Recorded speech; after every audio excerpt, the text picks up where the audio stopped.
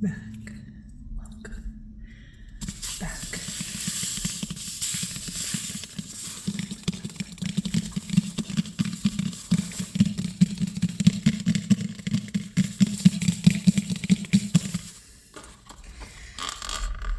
So we're continuing with the book of Job. And right now, we're about halfway through Job's response to what his friends have said so far. And we did talk a bit last time about some of the different aspects that Job brings up for us in our own lives, and how it's useful as a tool of discourse, and how it brings up interesting points for us in our own lives insofar as suffering is concerned. So Job proceeded and continued his parable, saying, "Oh, that I were as in times past, when God preserved me, when his light shined upon mine head, and when by his light I walked through the darkness, as I was in the days of my youth, when God's providence was upon my tabernacle, when the Almighty was yet with me, and my children round about me, when I washed my paths with butter, and when the rock poured me out rivers of oil." So that's a really interesting way of phrasing his view of his prosperity. "When I went out to the gate, even to the judgment seat, and when I caused them to prepare my seat in the street, the young men saw me and hid themselves, and the aged arose and stood up. The princes stayed talk and laid their hand on their mouth." The voice of the princes was hid, and their tongues cleaved to the roof of their mouth. And when the ear heard me, it blessed me, and when the eye saw me, it gave witness to me. For I delivered the poor that cried, and the fatherless, and him that had none to help him. So he is addressing here some of the accusations that he hasn't cared for people who were in a lesser circumstance than himself when he had the ability to do so. He's addressing that now. "The blessing of him that was ready to perish came upon me, and I caused the widow's heart to rejoice. I put on justice, and it covered me. My judgment was as a robe and a crown." So this part about the princes staying their talk and being silent whenever he walked down the street, it seems a bit of hyperbole. So we have to decipher what parts of this are potentially hyperbole on the part of Job, and which parts of them are genuine to the situation. I put on justice, and it covered me. My judgment was as a robe and a crown. I was the eyes to the blind, and I was the feet to the lame. I was a father unto the poor, and when I knew not the cause, I sought it out diligently. And that's an interesting line also. When I knew not the cause, I sought it out diligently, because that is kind of what he's doing here throughout the book of Job, that he's trying to find the cause for things which have happened to him. I break also the jaws of the unrighteous man, and plucked the prey out of his teeth. Then I said, I shall die in my nest, and I shall multiply my days as the sand. So he also is kind of acting in judgment if he is performing acts of judgment against unrighteous men. So is he just saying that, or did he actually do that? Is that him then kind of overstepping boundaries with the people around him? It's hard to say. Then I said, I shall die in my nest, and I shall multiply my days as the sand. For my root is spread out by the water, and the dew shall lie upon my branch. My glory shall renew toward me, and my bow shall be restored in mine hand. My bow. I have trouble with the word bow and bow. Unto me men gave ear and waited, and held their tongue at my counsel. After my words they replied not, and my talk dropped upon them. And they waited for me as for the rain, and they opened their mouth as for the latter rain. If I laughed on them, they believed it not, neither did they cause the light of my countenance to fall. I appointed out their way, and did sit as chief, and dwelt as a king in the army, and like him that comforteth the mourners. But now they that are younger than I mock me, yea, they whose fathers I have refused to set with the dogs of my flocks. For whereto should the strength of their hands have served me, seeing age perished in them? For poverty and famine they were solitary, fleeing into the wilderness, which is dark, desolate, and waste. They cut up nettles by the bushes, and the juniper roots was their meat. They were chased forth from among men. They shouted at them as at a thief. Therefore they dwelt in the clefts of rivers, in the holes of the earth and rocks. They roared among the bushes, and under the thistles they gathered themselves. They were the children of fools and the children of villains, which were more vile than the earth. And now I am their song, and I am their talk. They abhor me and flee far from me, and spare not to spit in my face. Because that God hath loosed my cord and humbled me, they have loosed the bridle before me. So he is talking also here about how people that he considered unworthy. Because really, like, at the crux of the book of Job, there is an argument of worth also. That people who behave in certain ways and take liberty with the possessions of others, and are unrighteous, and all of this and all of that, like certain people are deserving, certain people are not. There's still like this kind of overarching argument here that perhaps like never would have come up in Job's life had he not been subject to this form of suffering. He might have gone his whole life and just thought that he had what he had because he deserved it. And perhaps it doesn't work like that. Perhaps it's not that simple. And now he's talking about these people that he previously and still sees as unworthy, the way that they are casting judgment upon him in this regard. The youth rise up at my right hand. They have pushed my feet and have trod on me as on the paths of their destruction. They have destroyed my paths. They took pleasure at my calamity. They had none help. They came as a great breach of waters, and under this calamity they come on heaps. Fear is turned upon me, and they pursue my soul as the wind, and mine health passeth away as a cloud.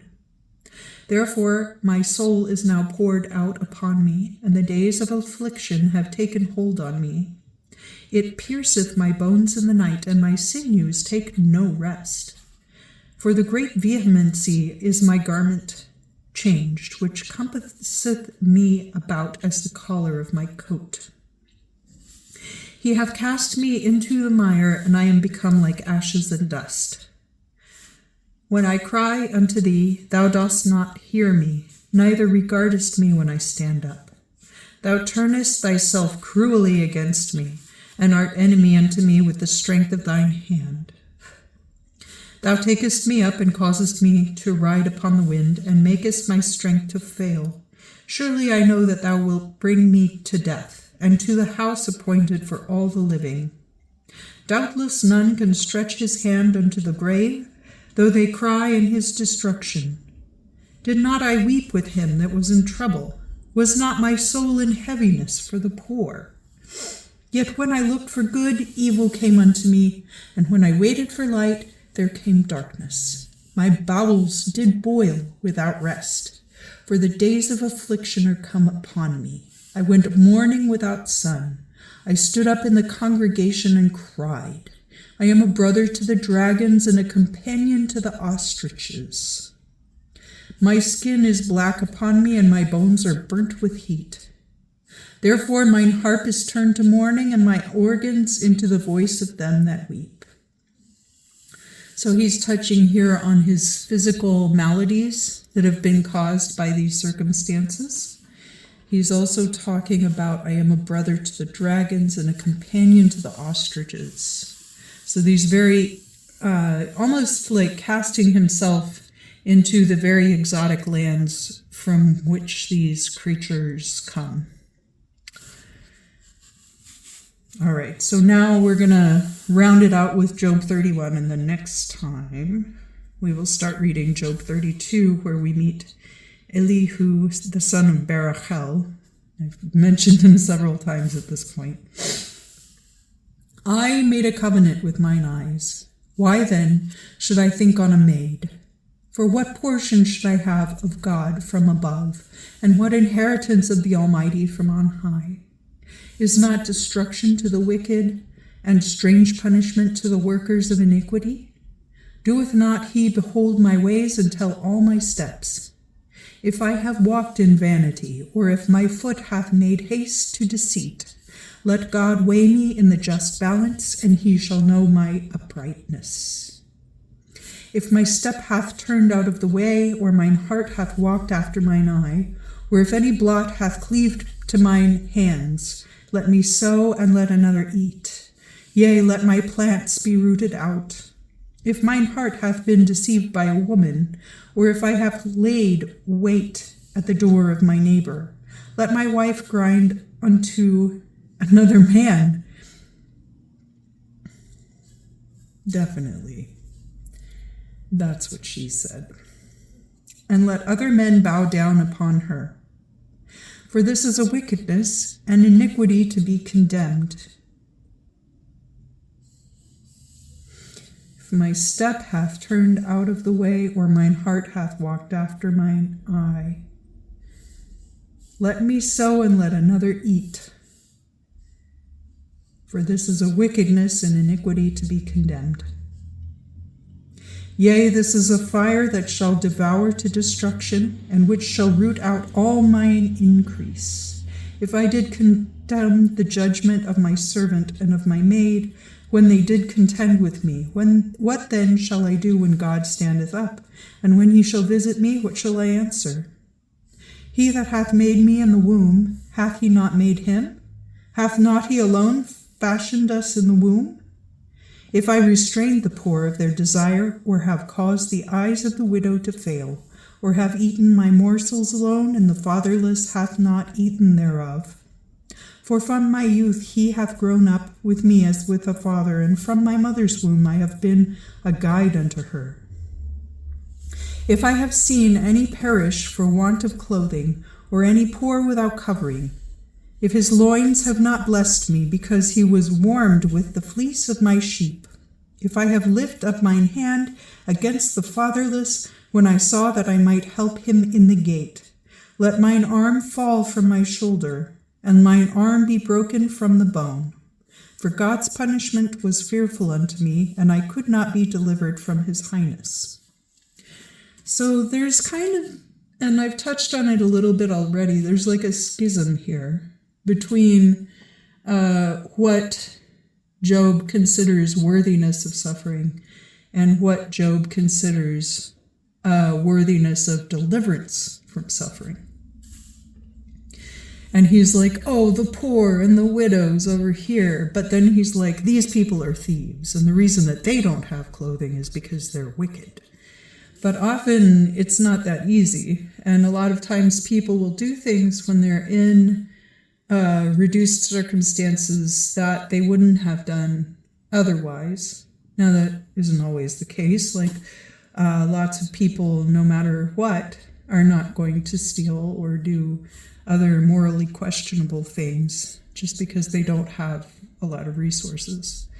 But some people, that is the case. And so it doesn't, there's kind of like that gray area of like, it's not really just like one or the other, you know?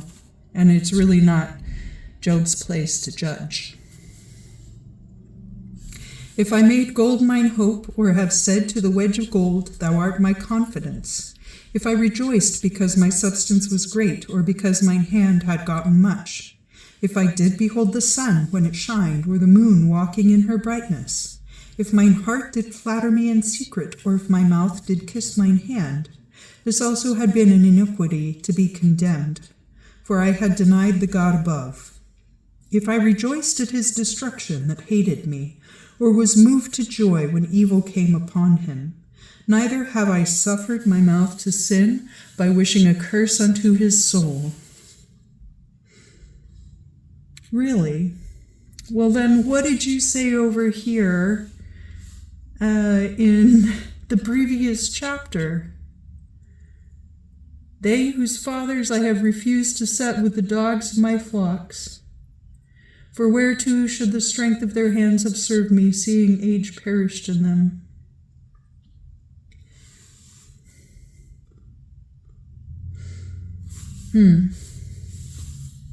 I mean, it is common that when you are in distress, you're going to end up saying things that are contradictory.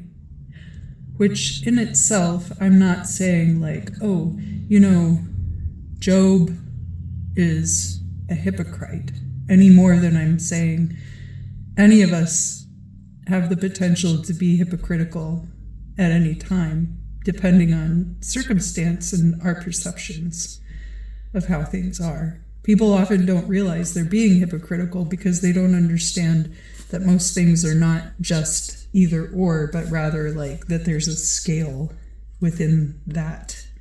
And that, you know, just because you commit a minor infraction of some kind doesn't mean that you're deserving of the harshest punishment possible.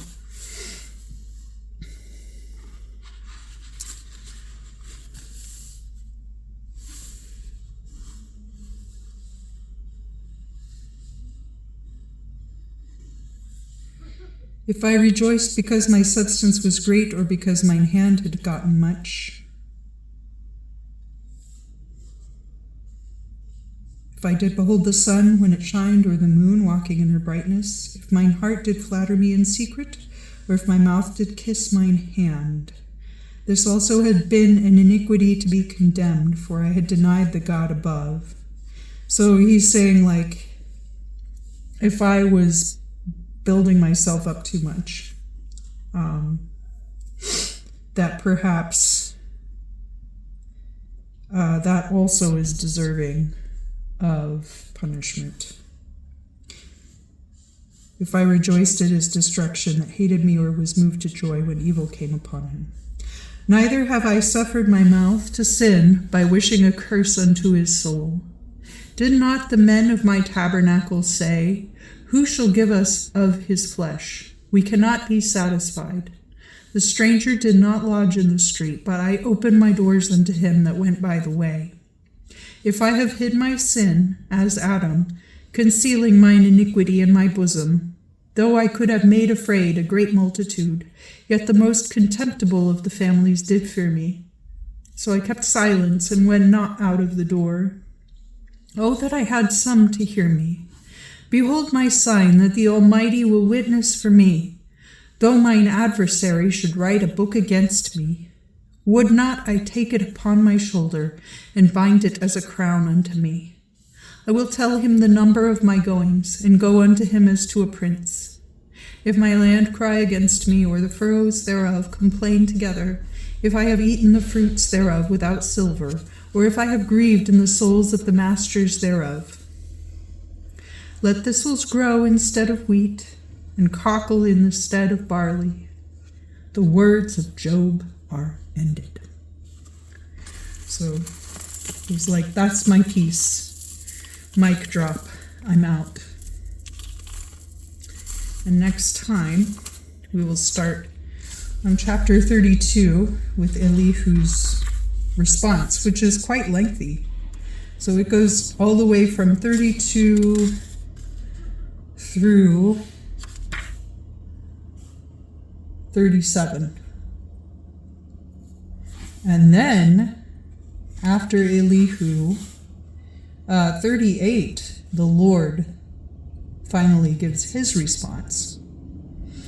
And his response goes on from 38 to 41. And then Job answers the Lord, and that closes out the book of Job. And we'll be done with the book of Job. So that'll take a few days, maybe like a week or so.